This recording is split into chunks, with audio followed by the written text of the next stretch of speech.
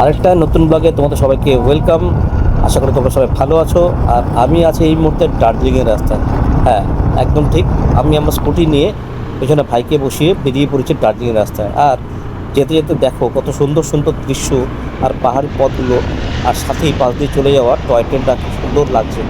আসলে গন্তব্য যেরকমই হোক না কেন, রাস্তা কিন্তু এখানে তার থেকেও বেশি সুন্দর। বলে না, গন্তব্যের থেকেও রাস্তা বেশি সুন্দর। আমাদের ক্ষেত্রেও ঠিক তাই হয়েছে।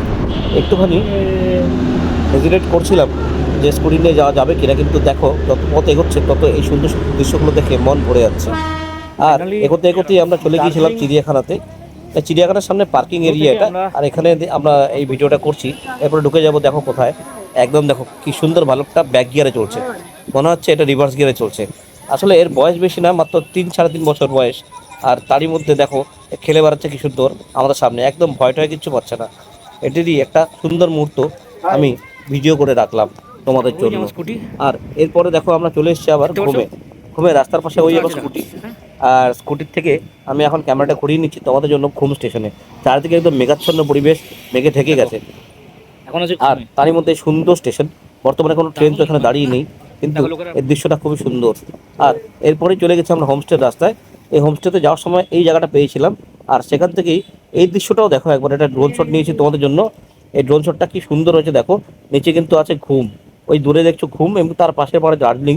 আর একদম নিচে আছে এর বাতাসের লুপ, যেখান থেকে অহরহ বারে বারেই কানে ভেসে আসছে টয় ট্রেনের হুইসেল। কখনো স্টিম ইঞ্জিনের হুইসেল, কখনো ডিজেল লোকোমোটিভের হুইসেল। আর তোমাদের জন্য এই শটগুলো তুলতে আমার খুবই ভালো লাগছিল। আর যে জায়গায় আমরা ছিলাম সেই হোস্টেলের নাম হচ্ছে ক্রিফার্স হোস্টেল।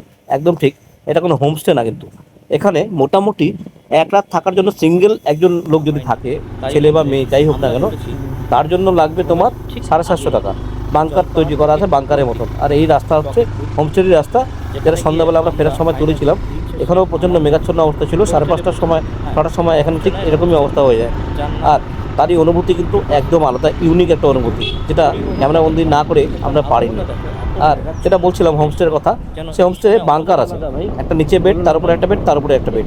এই দেখো এটা আরেকটা রাস্তা, এটা ফেরার সময়কার রাস্তা। আর এখানেও কিন্তু অনেক মেঘ আছে চারিদিকে।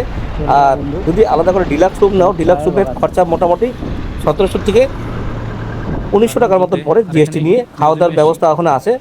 আর এটা হচ্ছে আমি ভিডিও করেছিলাম ওই দার্জিলিংয়েরই।